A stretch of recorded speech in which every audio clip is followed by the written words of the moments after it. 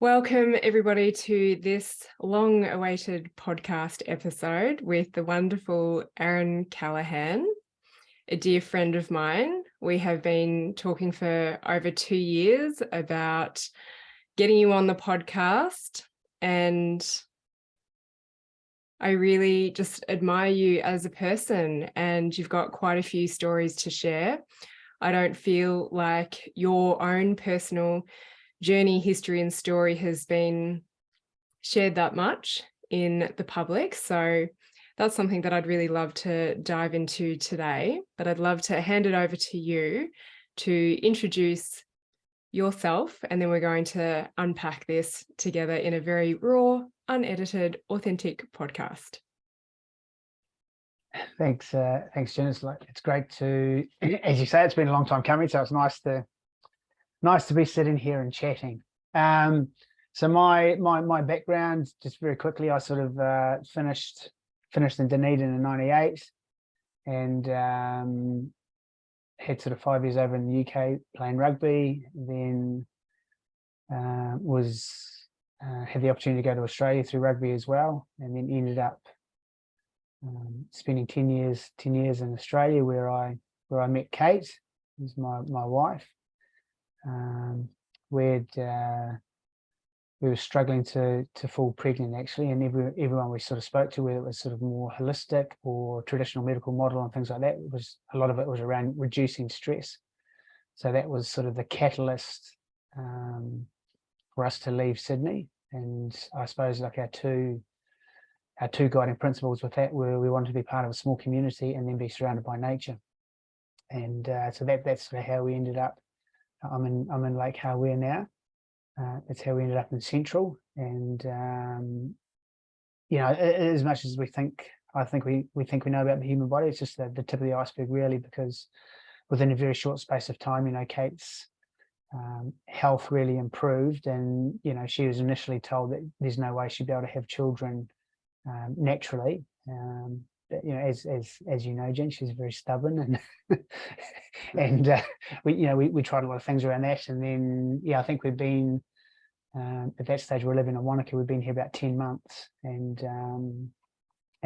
she fell pregnant. So then from there, so two natural births and things like that with no complications, and I suppose if I step aside a little bit there, so that's sort of a bit of our personal story. And then, when I arrived in Wanaka, so I had the opportunity to start working back in rugby. So I've sort of spent the last sort of 6 or 7 years working for the Otago Rugby Union, predominantly sort of in the coach development space, so coaching coaches. And then sort of more recently, I've sort of just felt I needed to spend a bit more time really with the kids. And that was sort of the catalyst for change in the workspace as well. Two years ago, as a family, like our life, took a significant sort of change of direction. Probably something that you never really anticipate is going to happen to you. And Kate passed with cancer.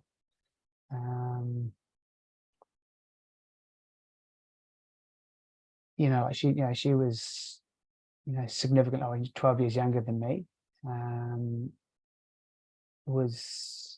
Had a very active lifestyle, didn't smoke, didn't drink. And in some ways that actually was probably to her detriment with regards to going to the doctors and things like that, because she wasn't sort of ticking a lot of the boxes which might sort of maybe the red flags and things like that. So that's I suppose a little bit of background. I suppose a bit more background with regards to my work and things like that. When I was in Sydney, I'd stopped playing sort of rugby full time, so I started personal training, opened up a fairly boutique sort of studio in the eastern suburbs in Sydney. From there, lots of opportunities to sort of facilitate workshops and speak at various conferences and retreats, etc., etc. And now, I probably almost feel I'm going sort of back down that road again with trying to do a bit more coaching again in the men's sort of health space. But so that's me as a very quick overview. The nutshell. And we're going to pick this apart and talk a lot more about yourself and your journey, Sydney, the history of rugby, because I remember often asking Kate and then obviously asking you, like, you've got this elusive background. I'm like, I think Aaron played professional rugby. I'm not too sure. He used to own a studio in Sydney. So we'll go into this a little bit deeper. And then there are a lot of people who have been asking me, are you going to interview Aaron about story with Kate and how is life now? And I really just want to showcase a bit more about you as a person as well, because I often say to people, Aaron is one of the most grounded humans and men that I know today. And you are doing a lot of amazing work with men out there, but you do have an impact on women as well. So when I started, and actually I'll just mention that there is an interview with Kate. She was one of my first pain story interviews about her journey. And then there is also an interview with her mum, Robin, and then just been waiting to fill the gap with an interview with you, Aaron. So when I first started these interviews, I wanted to bring people on who had a pain story and who had moved through that and experienced life in a different way. So if we just take Kate out of the equation for a moment, you played professional rugby, you grew up in New Zealand, you did some work in Australia, and now you're back here. But can you tell me a little bit more about what is your pain story, if you have one, or however you might want to phrase that? Yeah, it's a good question. Now, I think there's real like power in language. So your question is, what is your pain story? So you might say, is there any sort of history or trauma and things like that? Because I believe, we're the sum of all our experiences, aren't we? So in my background, in my younger years, my parents sort of separated when I was sort of 10 or 11. Up until that point, I was sort of exposed to a lot of pretty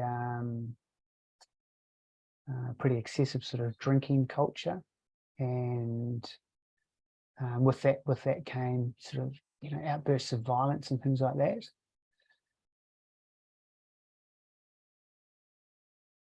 But I've actually always sort of considered that not a pain story. It's actually been one of my it was actually sort of like the foundation for me becoming the person that I am. So in some ways, I'm very grateful for it. Which might seem, a little bit strange. If you could go back in time and change, what happened and things like that, obviously I would, because you still,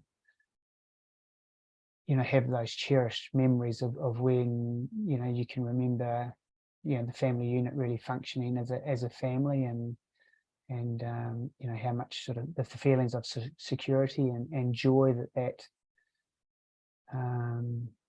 gave, like the fact that I can sort of remember those images so clearly as a maybe as an 8 or a 9-year-old, and that family holiday where it, as I said, my mum and dad got on really well, and we were a happy family. It's pretty powerful. But as I say, look, at the same time, it's so once my parents sort of separated, in a lot of ways, I probably sort of stepped into that role as a 10 or 11-year-old as sort of the male in the house. So so mum would often would have those deep conversations and things like that, and I'll be there to sort of support and maybe do some of those sort of, I've got to be careful here, but maybe some of those more sort of generalized roles that maybe the male would have traditionally back in the day, like sort of working around out, doing the lawns and gardens, all that sort of stuff. And so a lot of that sort of fell on my shoulders pretty early on. And as I said, sort of, I've always felt that that's actually one of my strengths, is one of my opportunities for growth. And as I, because everything is sort of everything is sort of connected in it to a large degree. So as I sort of go through this journey with Kate, where I'm sort of sitting now, it's making me sort of think that maybe I need to go back and explore some of these earlier experiences in my life and things like that, and to maybe understand some of my other behaviors and things, so that I can be the dad that I want to be, for Olivia and Ed. So yeah, as I said, like I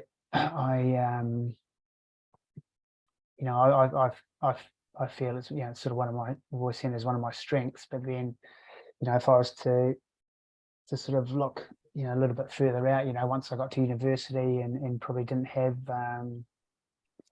I'd shifted out of home and things like that, and that's when things got a little bit for me, things changed quite significantly. I started drinking quite a lot, and sort of university, Otago University culture plus the rugby, it's an environment that I suppose excessive drinking wasn't really sort of seen as outside the norm, I would say. So it, as I said, I sort of got in that environment and made the most of it. But that was, as I said, like that was what it basically took for me was, like I had the opportunity to go to England sort of through rugby, and I was just smart enough at that stage. Like at university wise, I'd already sort of, had to stay on an extra couple of years, because I would failed papers and things, basically because I was drinking so much, partying, and pretty much the I'd never drink on a Friday night because I had sort of rugby on a Saturday, but quite often there'd be midweek drinking, and maybe obviously Saturday was a sort of a given because you got rugby, and then maybe the odd Sunday session in there as well for a bit of recovery. And do you think you got into the drinking to fit in, or just because it was whatever everyone else did, or do you think there was an element looking back now that perhaps there was an emotional component to it as well?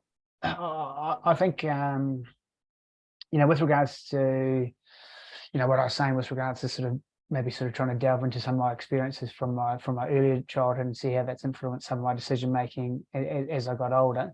That's one of my massive questions, and I think, to be honest, I think it's probably a little bit of everything. I definitely would say, so looking back, like in a social setting, probably was a little bit of definitely lack of self-confidence. So alcohol can sort of serve as a bit of maybe a social lubricant. Definitely, the rugby culture, it has changed, but back in the day, it was quite you'd almost have rituals and things in there as part of rugby. Yes, I was I could have said no, but definitely at that stage I probably wasn't I wasn't strong enough, and particularly, as I said, like if you lack a bit of confidence. And then the other big piece I sort of realized as well, like as I've got older, is just how significant the environment is. So you know, people would know that I'd be pretty keen to go out for, you know, for a drink, or, you know, so maybe, you know, if they wanted to go out for a drink on Tuesday night, we'll give Azza a call. He'll be, Bend your rubber arm. yeah, which was pretty rubbery, you know, he'll be keen.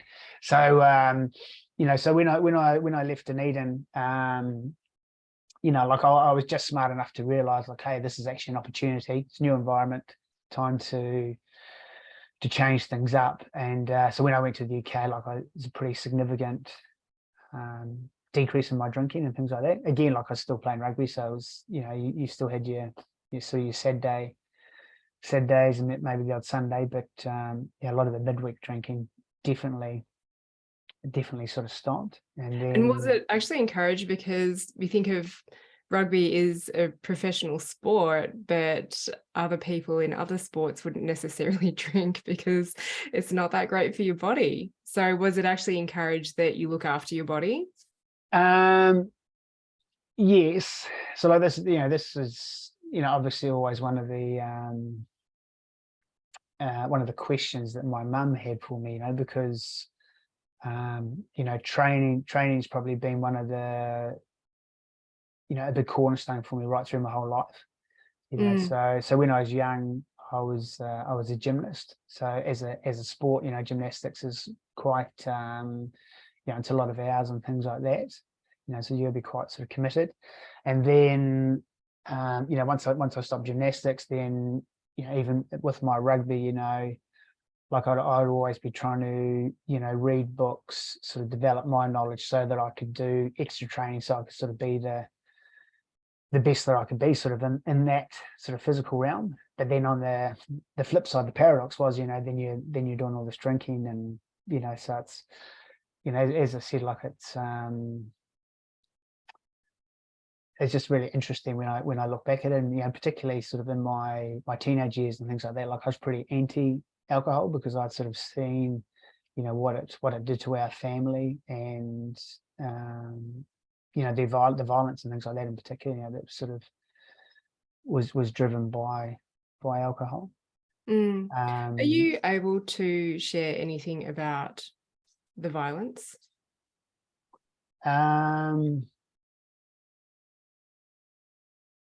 It's the nature of it? The nature, you know, so that you know, so I've got a younger sister, so it might look like, you know, sort of maybe violence towards, say, myself and my mother, my not so much my sister. You know, numerous times I can remember, you know, in the middle of the night just having to, you know, to get out of the house and go and find somewhere to stay. You know, my mum, my sister, and myself, because, you know, they've been fighting and things like that, and, you know, sort of coming out and, you know, maybe finding, you know, my mum sort of crying, and you know, blood being splattered up walls and on roofs and things like that. And so. And did you feel scared as a child, or did you feel like you took on a protective role? Protective. Always very protective. You know, even, you know, like there was one incident, you know, when you know, something happened, and we had to, you know, we'd sort of left the house that night in the middle of the night, and then you know, when we went home, I actually set up a tent on our back lawn and lived in the tent as a protest for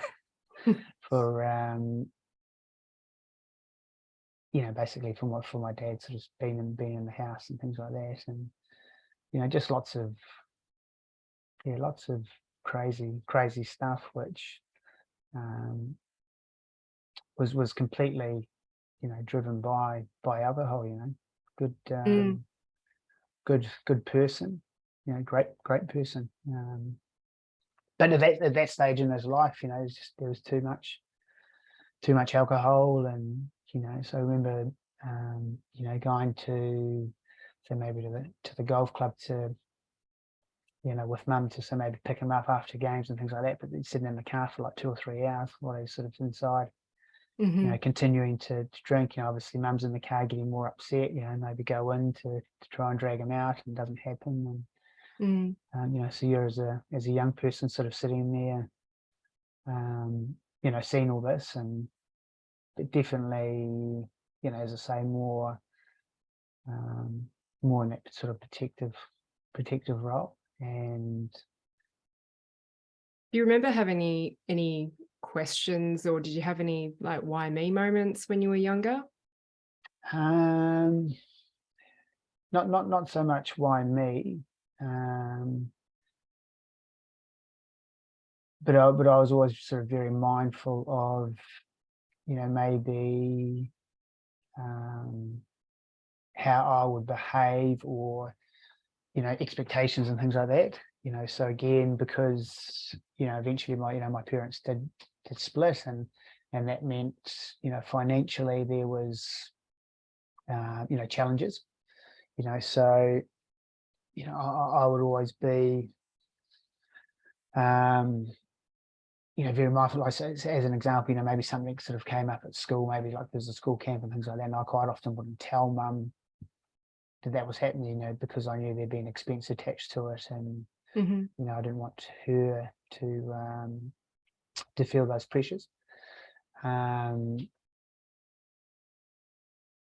Interestingly, it's a bit of a tangent, but in 2011, me and Kate were sort of traveling in South America, and we're in Peru, and we did an ayahuasca ceremony, which is sort of like a traditional plant medicine.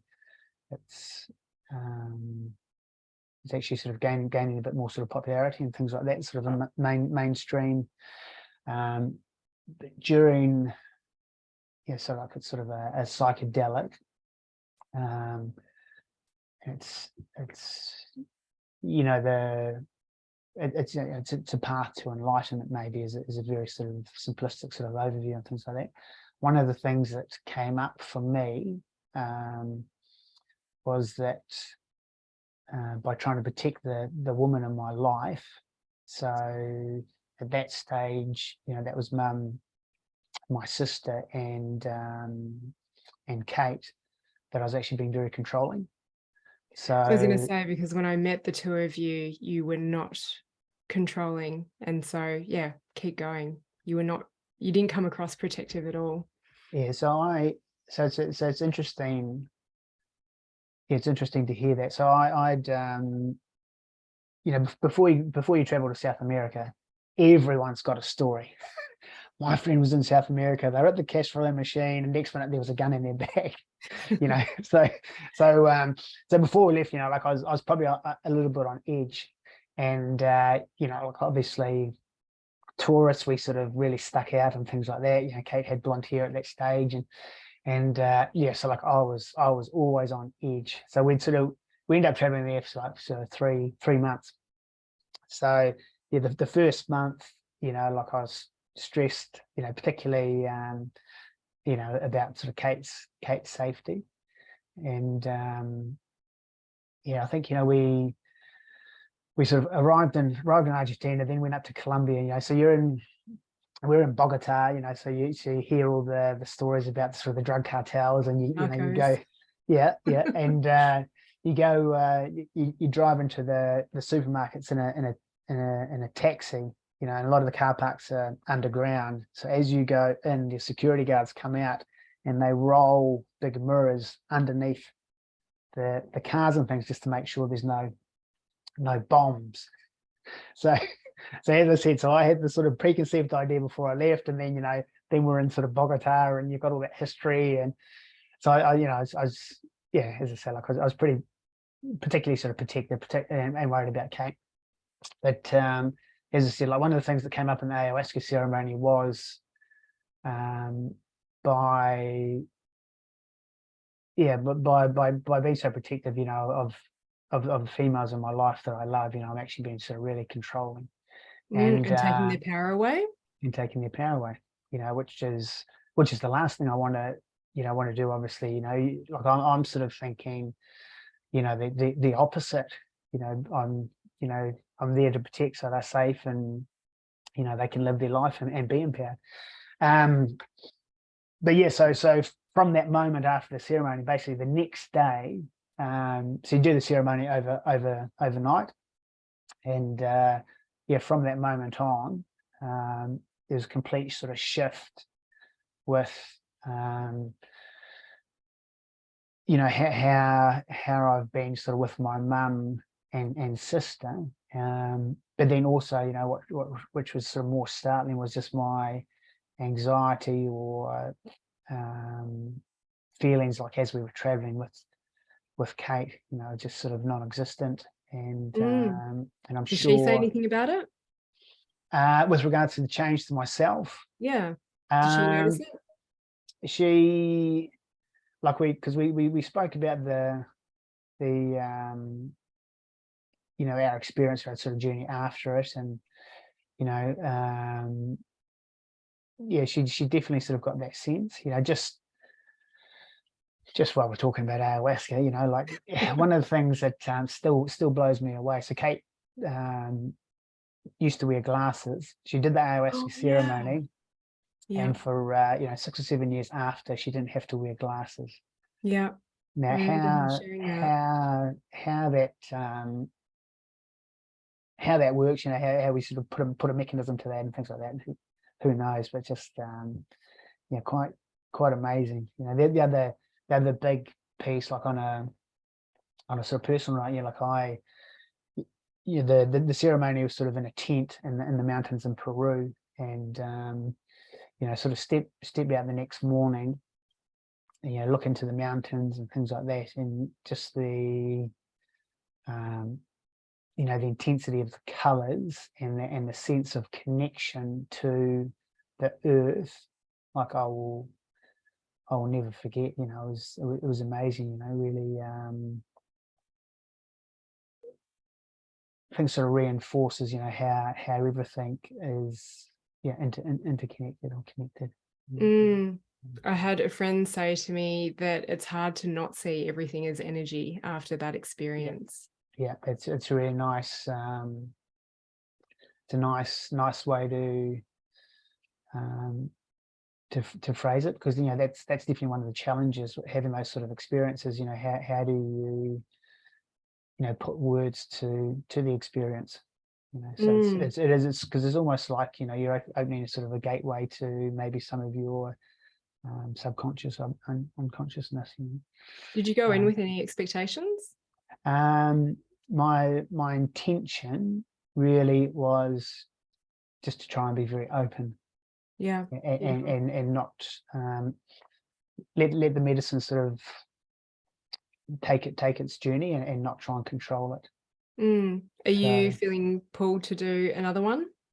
I've actually, it's interesting, I was talking to someone a couple of days ago about potentially in the new year might be an opportunity to do a ceremony.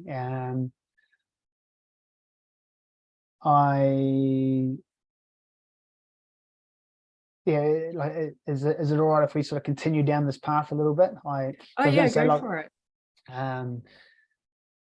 So I have again, when Kate was sort of diagnosed, and we sort of looked at a lot of different therapies and things like that. So we decided to go to Mexico and do some treatment over there. So Kate was over there for a month. When I was sort of traveling over, I happened to come across this article around the potential sort of benefits of mushrooms, psilocybin, for for cancer sufferers. So that sort of tweaked my interest. It's quite there's more and more sort of research sort of coming around to support some of these traditional sort of plant medicines and things like that. So I thought that's interesting. So I really what a lot of it was around doing sort of a guided guided sort of session with the mushrooms, and really sort of take away a lot of the anxiety, for cancer sufferers and things. As it turned out, we didn't get the opportunity. Well, Kate didn't get the opportunity to have that experience.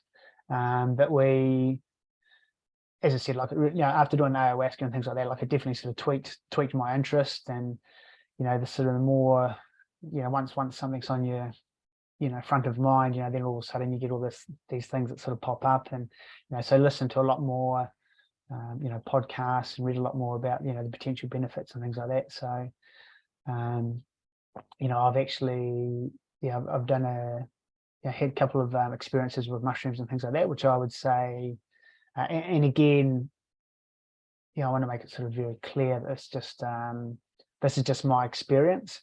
It's just N equals 1. I'm not saying that this is for everyone and things like that. I'm just saying for me personally, it was pretty powerful. That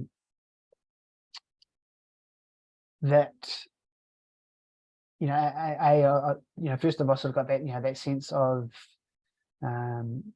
everything being connected again. So when I did the mushrooms, we were sort of we're outside, so you're surrounded by nature. And the big piece that I sort of took away then was that we're just so small and so insignificant with regards to, it's probably getting a bit woo-woo, but the woo. Keep going. love the woo. With regards to the universe, we're just so small, but because everything is connected, you have the infinite potential to be significant in the universe. Yeah. I was going, oh shit, this is pretty deep. I'm an old rugby head. I know, I was thinking that. It's this is inspiring for the rugby players out there who might be in the drinking culture thinking there's got to be another way. And so Aaron is 100 steps ahead of you, just opening your mind. And, a lot of people might know a bit of your history and go, I didn't know he was into this. And that's why I love just talk without a filter, share your experiences. I would the only piece I would sort of maybe change on that is maybe 1 step ahead, not 100. So that was so that was really interesting. The other piece around the mushrooms was because it's you sort of go in waves, and I had this another big moment where for whatever reason, all these sort of things that I loved about Kate, lots of things that I hadn't even sort of considered or thought about, since she had passed, all of a sudden started coming up. And so I was sitting there just with tears streaming down my face, but this sense of real calm and love, I just felt, again, if we were to go back and and use your friend's story around the energy, I just felt filled of this beautiful energy of love. And it effectively sort of shifted my mindset. So when you lose, and again, this is just my experience. I think we all experience sort of trauma in different ways, and there's no right or wrong. It just that it is. So I sort of lost the love of my life, and so you have this massive hole sitting there, essentially around what you've lost. After this the experience with the mushrooms and things like that, there was a shift from me, so not about what I'd lost, but about grateful for the time that we had. And that still stays with me today. So there's you still have sad, you have hard moments and you're sad, but to have that framework that, I'm grateful for the time that we had as opposed to what I've lost is a massive mindset shift and the way you sort of navigate through life and what life looks like. It's quite amazing. I feel I've been talking for a long time. No, that's all right. This is really beautiful. So yeah, so that's just a little bit of a little bit about maybe some of my experience with some of these sort of plant medicines. And if you look at a lot of sort of traditional cultures and things like that, there are these traditions and medicines in there which has stood the test of time for a reason. Yeah, I and love. as there is more sort of research coming out and things like that, I think it's really interesting and exciting. As I said, the big thing I want to say, it's just, this is my experience. It's not it's not for everyone. It's not going to heal or fix everyone, however you want to sort of term it. But it's just that was a little bit of my. What I've heard is that in South America, people do ayahuasca on a regular basis, whereas I think a lot of Western culture reaches crisis point and searching for answers, and then that's when they go to try and find the answers that they're not able to access because of busyness or whatnot, or full emotional cups and trauma that they've experienced. And it's something that I didn't really feel called to, but as I hear more and more stories like this from you, from Kate and other friends, my interest was piqued this year, and I almost felt ready to go and experience this for myself. And then I thought the diet was pretty easy to stick to, but then I found myself going away and I actually pulled out of a wait list because I just felt like, no. So I'm ready to explore that aspect. And I believe it is within us, but sometimes we can use these, traditional medicines to just help us along a little bit. And it is a really amazing experience. I think I'm super curious because I feel like everything is one, everything is interconnected. So I'm trying not to go in with any expectations for when I'm ready, but just an open mind of whatever will be, whatever answers I receive will be. I think like as you said, like there's a couple of really powerful words there. So you said curious, you're curious, and then also openness. I think that too. It gives you a great sort of framework, and then, as you said, it's always right time. Look, as so before we left us to go to South America, like I'd sort of heard about ayahuasca and things like that, and I was quite interested in it. And Kate was she was a bit anti it. She wasn't keen at all. And then when we were in South America, Kate speaking to a few people about it, and she ended up sort of being the driver. Yeah, she said, "No, actually, we want to do this." And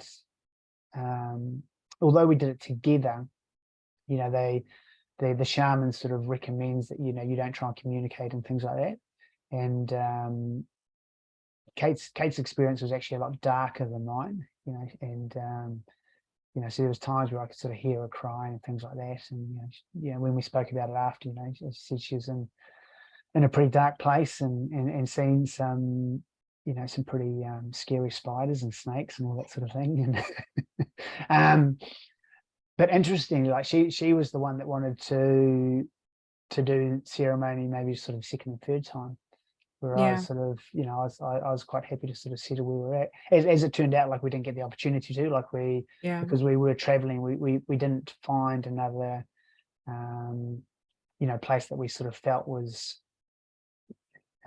our experience was going to be as good or as authentic as what we had for our first one. So we sort of left it. But as I said, there's definitely an element of sort of right time, right place, and that openness is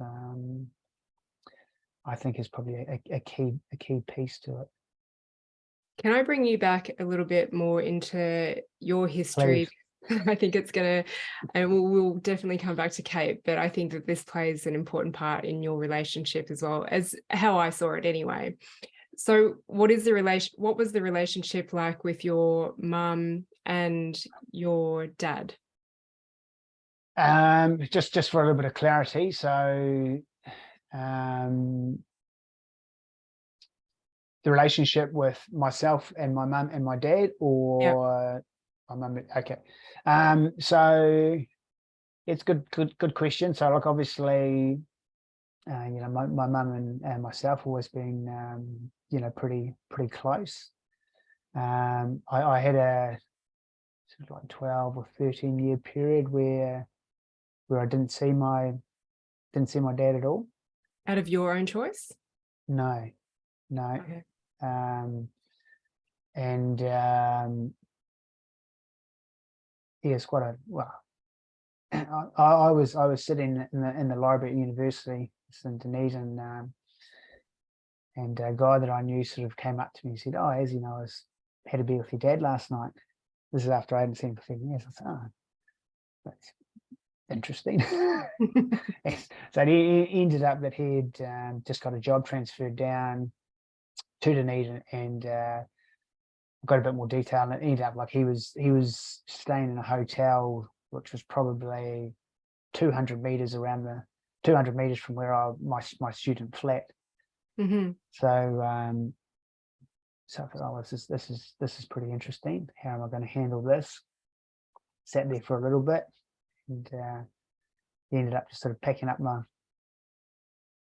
books, and then went round and banged on all the hotel doors until it was actually his partner opened up. Dad wasn't there, and so from there,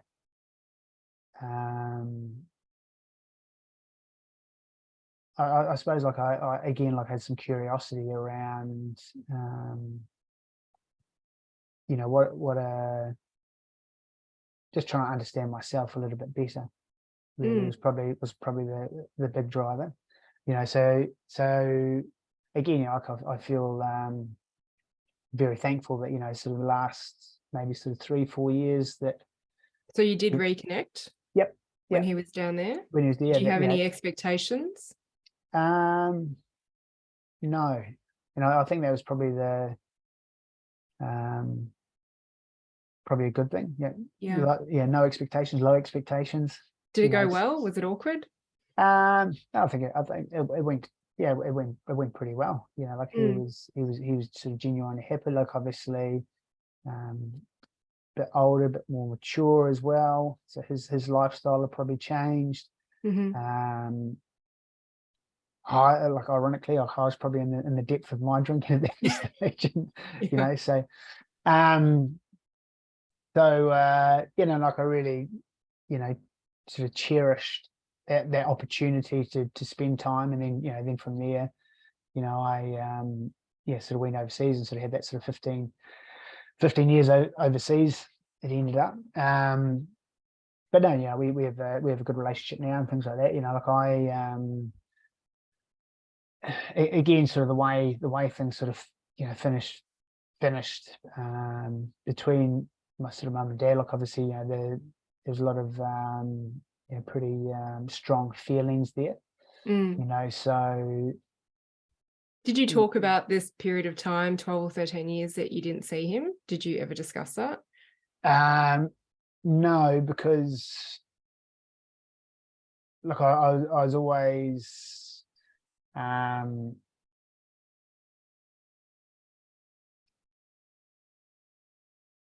it wasn't really allowed to be discussed. Okay. Like it's so if I had tried to maybe sort of drive some sort of relationship there and things like that, like it wouldn't have been And were you happy to let that not be discussed and to move forward? um like I'd pretty strong emotions around, to go back, like at one stage you asked before with regards, did I ever sort of have that sense of, why me? Mm. And the fact that my mum was pretty adamant that she didn't want me having contact and things like that, and if I did discuss them and things like that, they were pretty tough conversations, and in that situation, like I sort of felt a sense of, this is this shouldn't really be sort of happening. This is sort of adults should be adults, and I shouldn't be in this position, basically, just sort of in between sort Mm-hmm. of, and so that was probably, when I was sort of around that sort of 13, 14, 15 years of age, like because even I've got pretty sort of clear memories of how things were, as a son or a daughter, I'm sure you still want to have connection with your with your dad and things. And so as I said, like later in life when I did get that opportunity and things like that, I'm very very, very grateful. Mm. And I almost sort of think some of my own behaviors and drinking and things like that has maybe sort of helped me understand, not understand, forgive. Yep. My parents were sort of married at 20, 21 respectively. I sort of look at my behaviors as a 21-year-old, bloody disaster, so and then to think, what would I be like, 21, 22, 23 with, two, one child and maybe one on the way, and I can see why things didn't work. So having compassion and understanding. Compassion is a nice word. Compassion, understanding. And do you think, because sometimes I see that it takes time and sometimes it takes decades, and then it's the life experience of you having your own partner, having your own kids. Did that play a part as well? Definitely. You definitely want the kids to have that relationship and things like that with with granddad, and even myself, like meeting Kate and things like that's definitely a pretty significant sort of change in my behaviors, and probably sort of softened me as a person. And then then you have children, and that probably maybe sort of softens or changes some of your worldviews a little bit as well, so it is it's interesting when you sort of look back on a lot of these things and major events and how it sort of changes. So if we go to Sydney, you set up a boutique studio. Yep. Were you still drinking at this time? What made you? Yeah. Actually, before we go into that, I guess if you can just talk a little bit to men, emotions, drinking. I work with quite a few women that sometimes have issues with their husbands, their partners, and their drinking. I remember coming to New Zealand from Australia thinking, wow, the drinking culture is full on here. I don't know if it was just the house that I was renting in, but it was drink to get drunk. And there was violence as well. It was crazy. And some of those people I know have turned around, but I had not experienced that. And they were kind of rugby people and all that kind of stuff. But yeah, what is there something that you can speak to at the moment? Because you do a lot of coaching with men in the corporate world and otherwise, but is there something that you could share around men, drinking culture, relationships, before we get into you meeting Kate and perhaps changing? It's a big question. In a nutshell, because I know we've still got a lot to get through.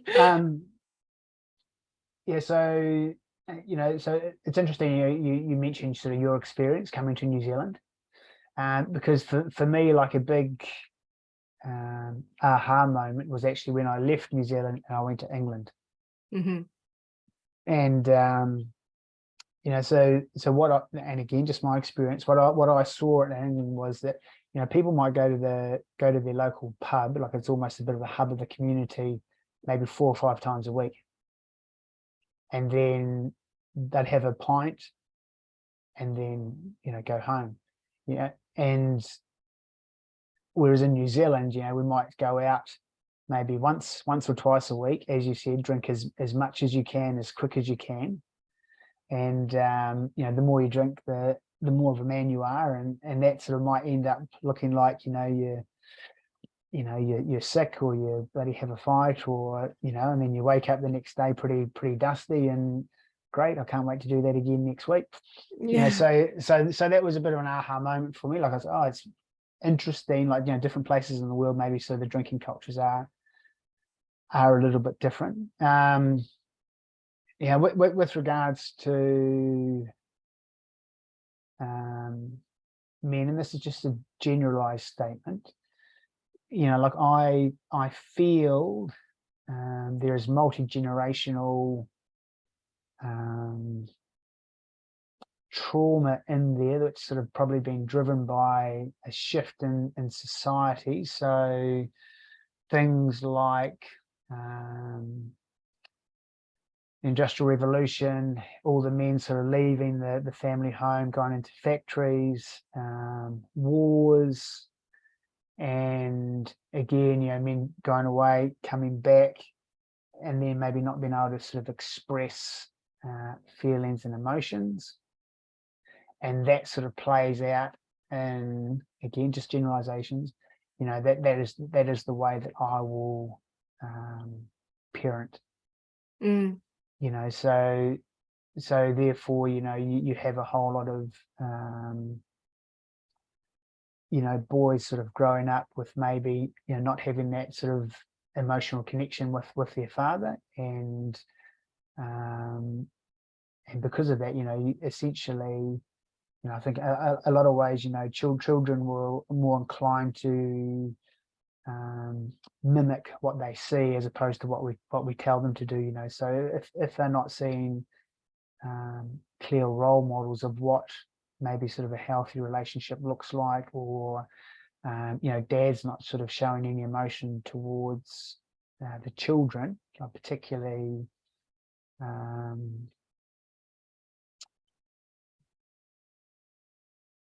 okay, so I've got a story for myself personally here. Yeah. So when Olivia was born, when she was a baby and things like that, she'd be on the ground, she'd cry. My natural feeling as a dad was I wanted to scoop her up and give her cuddles. My poor daughter, how, I love you so much, how can I support you? And then 2.5 years later, my son was born. He was lying on the ground crying. The first thing, it didn't come out, but the first thing that sprung to my mind, harden up, boy. So interesting. So strong. I thought, holy shit, that's interesting. That's interesting. And even now, so Ed's sort of 5, I still, there is moments when I still get that sense of, shit, boy, you bloody harden up. And I don't say it. Yeah, but I've you're got just to be aware very, that thought comes in. I've got to be very mindful that it doesn't come out, Yeah. and so that's an interesting piece, so like I'm aware enough in my own sort of frailties that is ticking over in the background, so I can stop my words.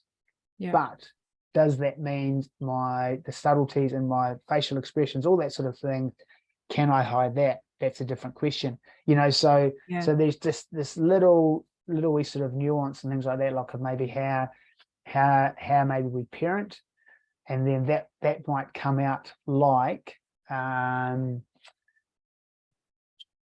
I'm in my 30s or 40s, and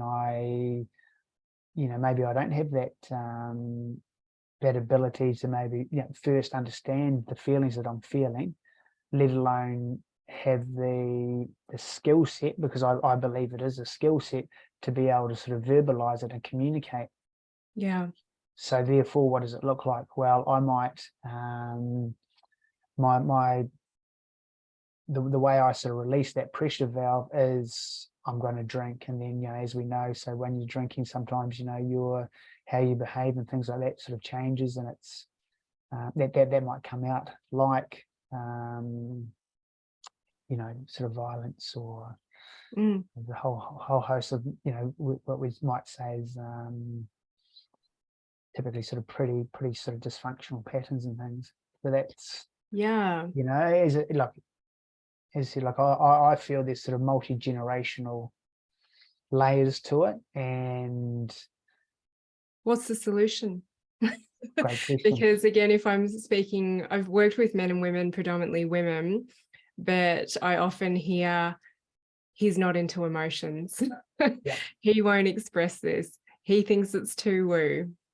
So what would your suggestion be? Because I also feel like that there is a desire for this connection, but a fear that, correct me if I'm wrong, because I'm in a female body, but if I express my emotions, then I won't be seen as strong, and then my woman will leave me.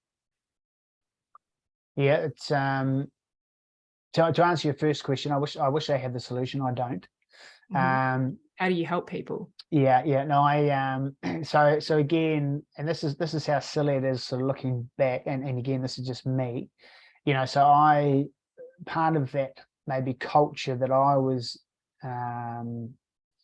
brought up in, which I think is probably fairly common in New Zealand, was this whole no PDA, so no public displays of affection. So one of the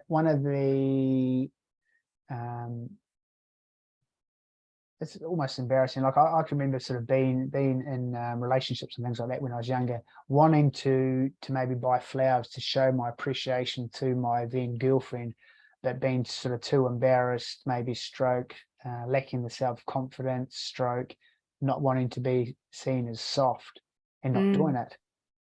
So I couldn't even, I wouldn't hold my girlfriend's hand in public. When you look back, like as a 50-year-old man, watermelons instead.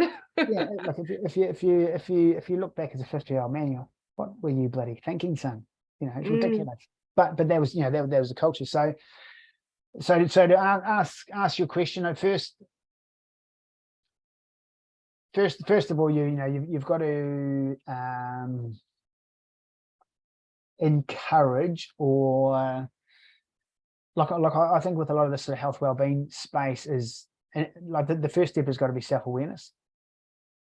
So do you actually want to change, or do you feel you need change? And then from there, it's taking as small a step as possible in the direction that you want to go. So action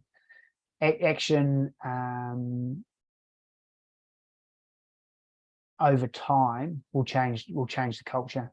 And just small ones as well. Everyone's like, well, I So want to be small. like this, and it just becomes so big that they don't make any change at all. So Nothing so you did right, Jen. So you might go, look, this is the aspirational dream, but you've got to understand it's sort of going to look like little step, and then you might regress. So backward. So your line actually goes like this, but hopefully over time it's tracking this direction. Yeah. And so for me, it might look like being able to buy a female flowers, or holding their hand in public, and then from there actually taking the time to say, well, so what does a conversation look like? What does it sound like, feel like, if you're really trying to sort of connect with your partner? Yeah. Because again, that's maybe I haven't been, I've never seen that in other people's relationships and things like that. So what am I working off? Yeah. And actually, the culture that I've grown up in, this is what communication looks like. So, so there's an element of, you've got to put a little bit of sort of time and effort in, and actually sort of think about some of those things a little bit deeper than maybe just, in that moment, this is actually all a bit too much for me, so I'm just going to sort of bail out. So that might look like, you get an explosion in the words, or even sometimes worse is I'm just going to disengage. I'm out of here. Yeah. you know Yes. Yeah. I'm on the It's too phone to my hard. mates. Oh, she's on at me again. Do you want to go for a beer at the pub? Shit, I need to blow Yeah. it. Yeah. And then, on the other side of, with regards to, as the partner, well, then, you said it before, you've got to have compassion.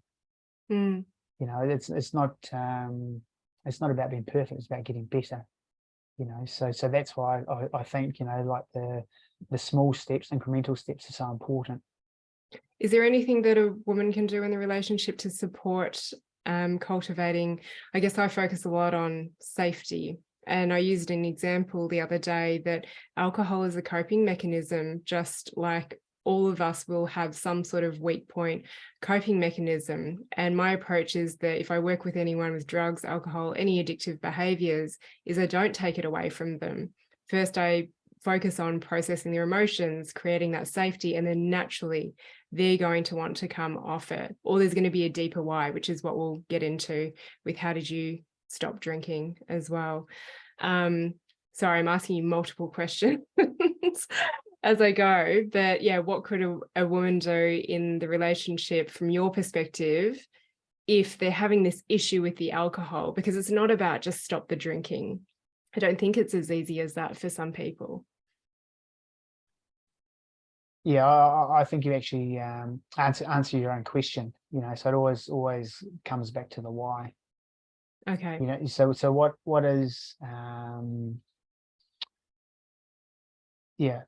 why are they using that tool? And again, we all know sort of, social connection is hugely important. But again, like particularly as you get a bit older, maybe you're not involved in sports and things like that. Often, where you're getting that connection is to go and catch up for a beer. I know, and I meet a lot of people. I personally don't drink. I can blame the Asian gene, but I don't think I would drink anyway. I just can't handle it. So many people go, but what are they going to think of me? And for me, it's not even on my radar, but this is a really common thing. But maybe I won't get invited out anymore. It's crazy. There's really so after the Vietnam War, they there was a feeling in America that like there was going to be this huge issue with soldiers coming back in a real sort of crisis heroin, because again in Vietnam a lot of the soldiers were supposedly sort of involved in those sort of things, and basically nothing eventuated after the war. All these soldiers came back, so therefore, because again, like a lot of the talk around addiction and things would be like, it's a very sort of chemically driven imbalance, etc., etc. But then what they realized then is actually, how important the environment is. So you're right. So if your your social group and things like that, like if that's their culture, and you're asking them to give up drinking, well, what you're actually asking someone to do is not just step away from the alcohol, but it's actually step away from their whole friends group, which which is massive. but then, you know, being mindful and respectful of that environment, well, therefore then then maybe the conversation changes a little bit to what strategies could look like. Because you might say, oh, okay, well, within that sort of friends group, is there anyone that, maybe your partner's hobby is mountain biking. So in that friends group that maybe, you typically go and drink with, is there anyone in there that likes to mountain bike? Oh yeah, actually John and Dave do. Well, Yeah. actually, so therefore, maybe, on a Wednesday night, instead of going for a beer, why don't you just meet John and Dave? So you're still getting that social connection and bond, which we know is very important. But that looks like actually we're going out and we're in nature and we're doing some mountain biking and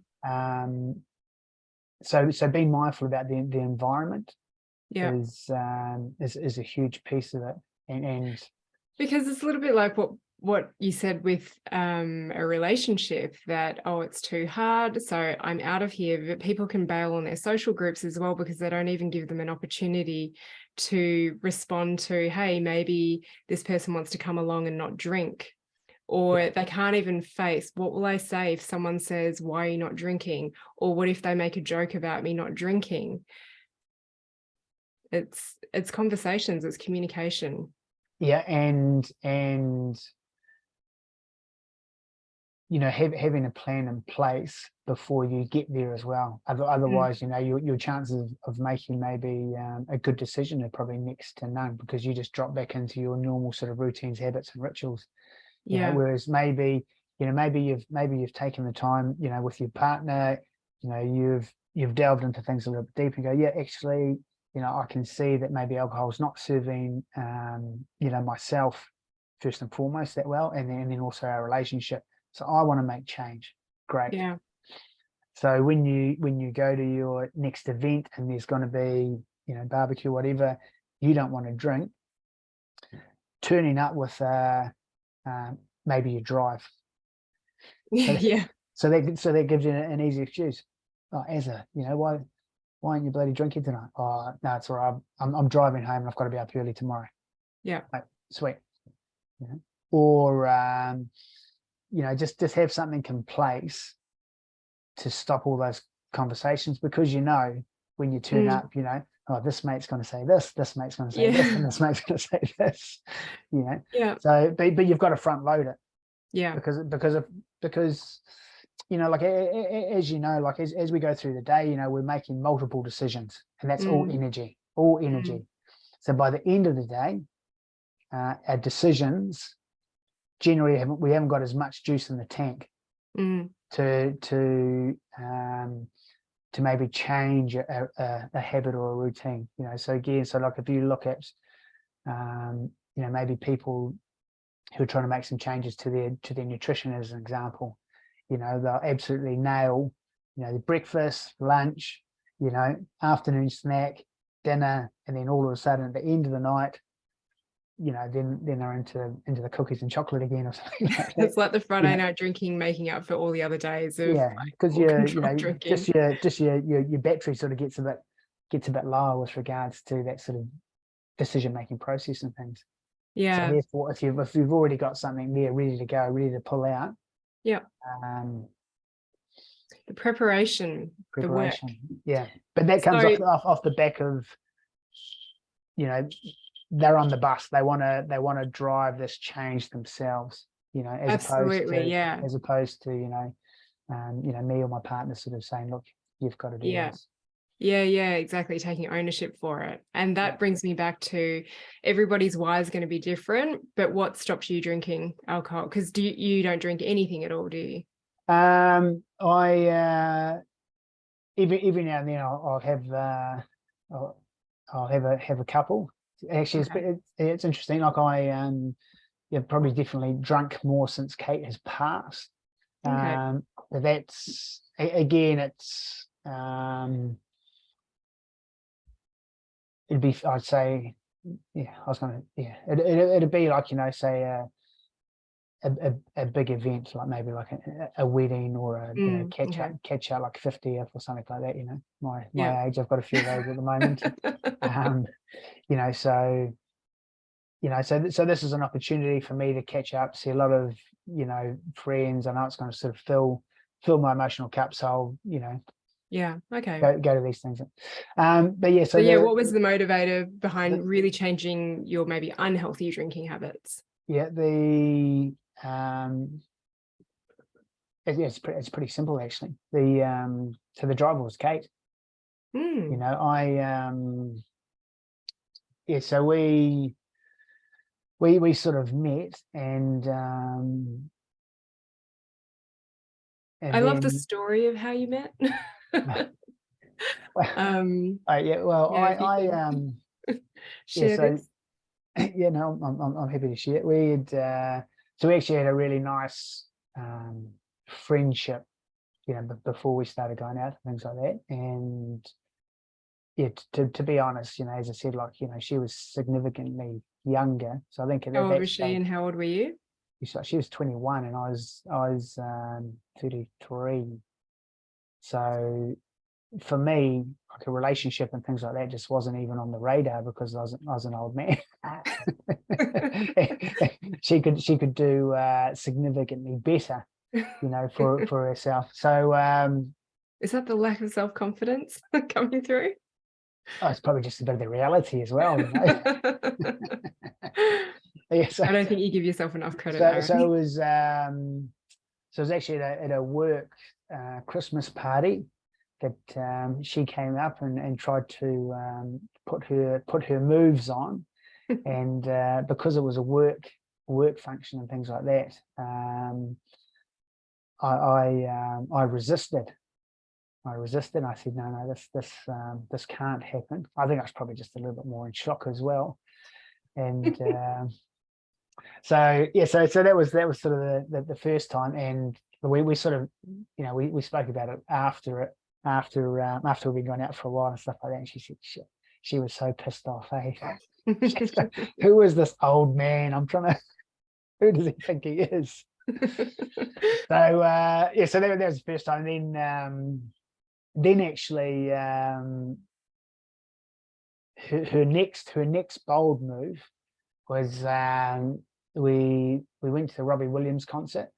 Not together, just we were in sort of separate groups and things like that. But then yeah, she got one of her friends to come back to our apartment after the concert, basically. And she had obviously, like, I don't know any of this, but she said to her friend that you're going to have to take the hit with as his housemate, be a good wing woman, and because I want to try and I want to talk to Az and stuff like that. So that's how it all started. So it worked, and her friend took the hit. Her friend took the hit, and she was one of her bridesmaids, and I even thanked her for it in the wedding speech. Was he one of your groomsmen? He wasn't one of my groomsmen.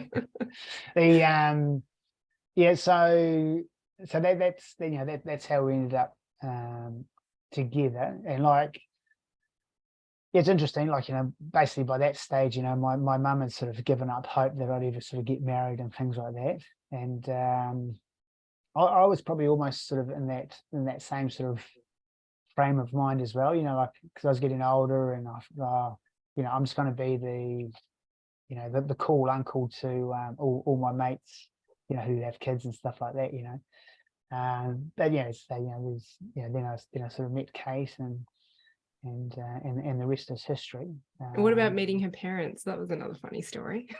Yeah, that was yeah, so that was pretty early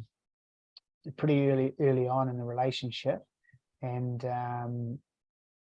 yeah, so again, like, when I left England, went to Australia, so I again sort of knew that I had the opportunity to change things up a little bit. so I'd sort of again sort of pull back on my drinking quite a bit, but still, maybe sort of go out once a week. And maybe one of my challenges, Jen, with my drinking is that if I when I go out, I'll be very much my sort of personality, sort of a bit all or nothing. And if I'm going to have one beer, I'm going to have 100. So that might look like you go out and you're getting home at 6, 7, 8, 9, 10 in the morning sort of scenario. So it was around Christmas time. So Kate had invited me up to meet the parents, and so I think maybe it was like on a Saturday morning. We were supposed to catch the train up to Tamworth.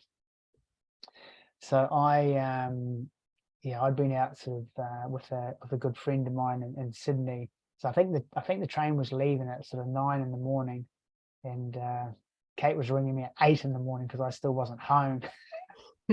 So I ended up I got her to sort of pack my bag, and then I just met her at the train station, and then her brother, who was also traveling on the train together, he'd also been out partying. We weren't together, but he too sort of turned up in the same state that I did. So poor Kate had these 2 drunkens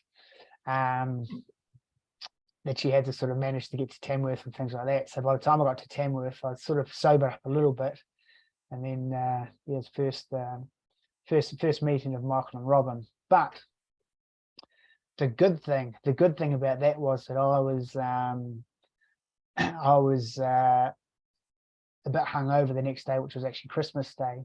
So I was on my best behaviour, so I didn't drink at all. Whereas the rest of the family, they hit it pretty hard, and there was lots of very funny stories that came out and things like that. And poor Kate was sitting next to me, like I could just feel her sort of going bright red as these various stories came out. We won't put those ones on the podcast. No. One in particular I used in my wedding speech, and Michael, who's Kate's dad, sort of turned to Robin and goes, "I didn't say that, did I?" And Robin, it was a goodie. It was when you were sober on Christmas Day and they were all drunk. That's the right. Stories came out. That's right. I just stored them up. But yeah, so from there, it was pretty early on, pretty quick, that I actually realized that my sort of feelings for Kate were very, very different to other relationships that I'd had and things like that. And that was actually sort of a catalyst for me to change. And like I've always one of the things I sort of look back on, like I made a pretty significant sort of change, not because Kate told me to, but because I wanted to, for the good of our relationship. Yeah. And again, I think it goes back to our conversation before, like I was the complete driver. Like it wasn't Kate saying, "Look, you've got to do this." Or did she ever say anything about your drinking? No. Yeah. Your relationship with Kate, I just remember saying to her, "Do you and Aaron ever argue or ever have fights?" And she said no. Is that true? That was true. There's one. So this is maybe we'd been going out for a very, very short period of time. Like I'm sort of thinking maybe a month or something like that. And I'd actually gone out on a Saturday night. I've been sort of out all night and things like that. And Kate was a bit worried about me, so she rang one of my good friends, and so Alan said, "Oh no, that's just what Azza does. He's all right, he'll be all right." And then so that was sort of really the only sort of time that she'd sort of she was a bit concerned about my drinking and things like that. Mhm. But yeah. So as I say, like it was pretty early on that I sort of realised that things were a bit different, and I wanted to change for the good of our relationship. And like I just loved spending time with her. So Mhm. being together on a Friday and Saturday and things like that. But it was very rare that we'd argue. Yeah. It's Find that quite fascinating. amazing, quite amazing. Yeah. Well, thanks for clarifying that for me. Mm. Um, Interesting because, all right, we're gonna probably just dive into a little bit more around Kate, because she definitely attracted a lot more people in her life, and there's a lot of people surrounding her when she was, having her final breaths as well. Yeah. Before we move on to that, is there anything else that you want to share about your history? No, I think we've done more than enough. Okay. I could feel you like trying to bypass that. So I'm glad that you were able to share that. And thank you. It fills in a lot of gaps for me, as I've said, that I knew that we were going to do this podcast for a long time. And I've never really dug into this when I've had conversations with you. But something I want to mention. I try and keep it pretty hidden. Yeah, not happening on this podcast. Well, actually, yeah. So maybe the last piece around the drinking, like because it was actually Kate's idea to come back to New Zealand. So yeah, she had been in placement last part of her sort of dietetics degree, 6 weeks in Broome. So again, very small community, lots of nature. When I went to pick her up from the airport, she just looked different. Mm. Just the energy in her eyes, everything like that. And so that was actually the driver for us to talk about maybe shifting. And so we had a look at a few places sort of around in Australia, sort of up the coast and things like that from Sydney. And then Kate actually sort of said about maybe coming back to New Zealand. And initially I thought, oh, yeah, that's a great idea. But then one of the real challenges for me coming back to New Zealand was around my drinking. Mm. So I've been away 15 years. I'd changed. I felt I'd changed quite a bit. But one of my real concerns was that people would just judge me as the old Ezra and things like that. Well, their expectations would be like the old Ezra and stuff. Mm. So even now at times, I still sort of feel I have that thought sometimes sort of ticking over in the back of my mind, and it can be a bit maybe a bit of fear driving and things like that occasionally. Well, the other piece as well that actually just used to really annoy Kate is because obviously sort of setting up in Wanaka and things like that. So there's a lot of people that didn't know my past and what I was like, and sort of significantly healthier lifestyle and things. So Kate would always be pissed off when people would be saying, "Oh, Ezzy, such an amazing lifestyle, blah blah blah, so healthy, well-being." But when she knows sort of the history and the background and stuff like that. Yes. She'd be like, "If only they knew. If Well, I know only now, they Kate. knew." Don't worry. Yeah. So always quite funny. Yeah. And was it you that sort of had quite an influence on Kate with some dietary stuff and ways of living? I would like to say yes, but naturally she would say no. Yeah. I think it was that you planted the seed and then she came full circle back around. Yeah, we because obviously it was a good learning lesson for me, and so when Kate was sort of going through her sort of dietetics degree and things like that, she was very this is the science, this is what I'm getting taught. So it was very very maybe sort of traditional sort of food pyramid model and things. And Yeah. then bits and pieces that I'd sort of been reading, I would sort of challenge her on, and that didn't go well because you know like you got two strong personalities sort of butting heads. Then I sort of realized, okay, actually, if I try and keep sort of trying to put my agenda, my biases onto the love of my life, it's not going to work. So I sort of really pulled back, and then was a bit more strategic. And again, you know, it's maybe similar to what we were talking about before, you know, just the small incremental steps. And then that ended up sort of maybe fueling her desire to learn a little bit more and maybe sort of challenge the mainstream in a lot of ways. Yeah. So yeah, so naturally I would say yes, but just like anything, you know, like the reality was that when she was ready, and she was the driver for it and things like that. And as I said, like quite a sort of significant turnaround in her health.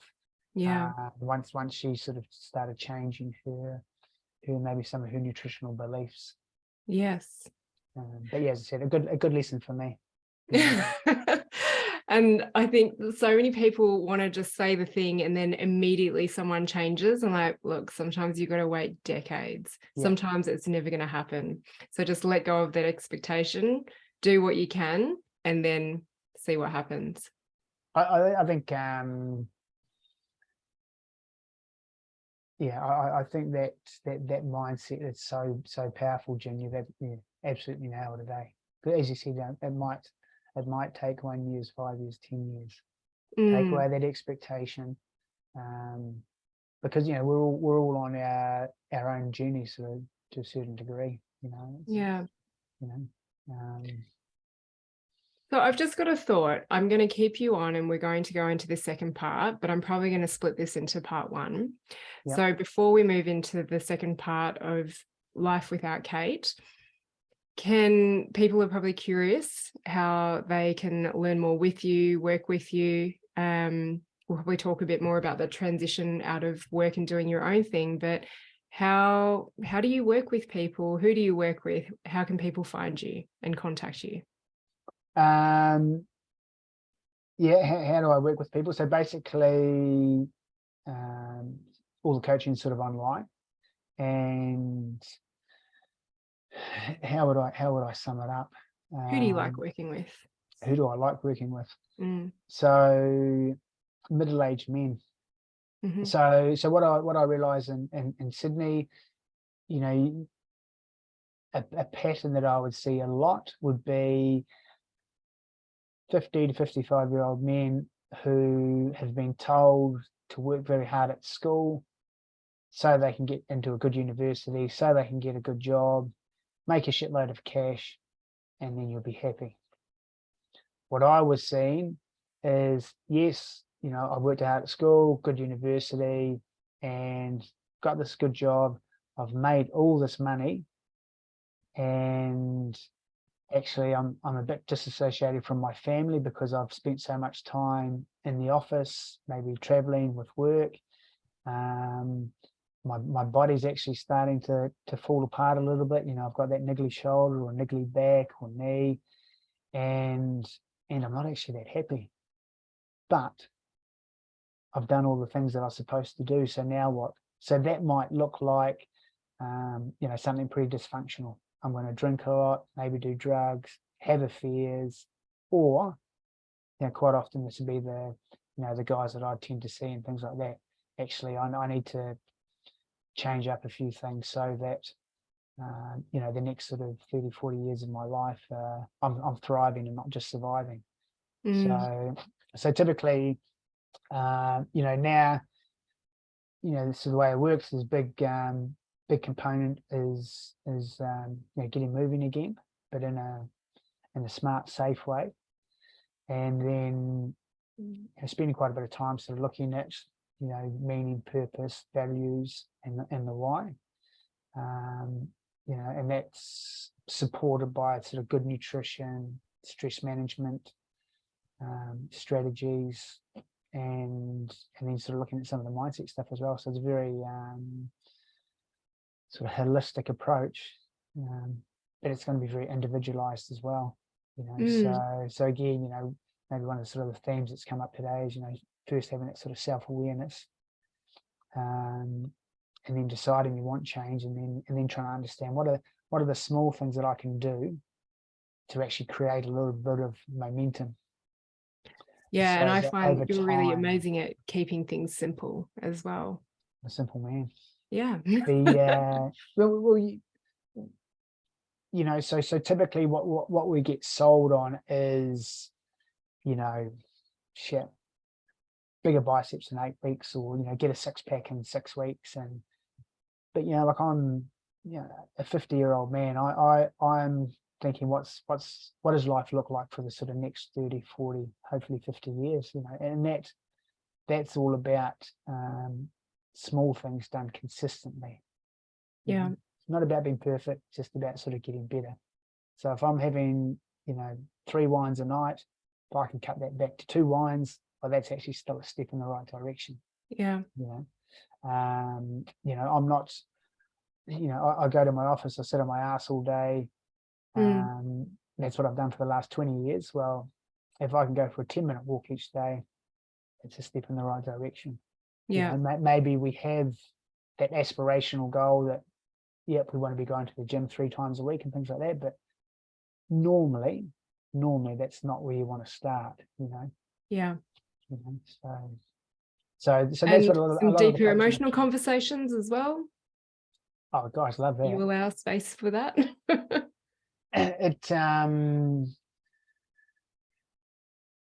Well, yeah, the short answer is yes, but then it's always driven by the individual, so. But I think it's great because there are a lot of men going, we need more men's coaches out there.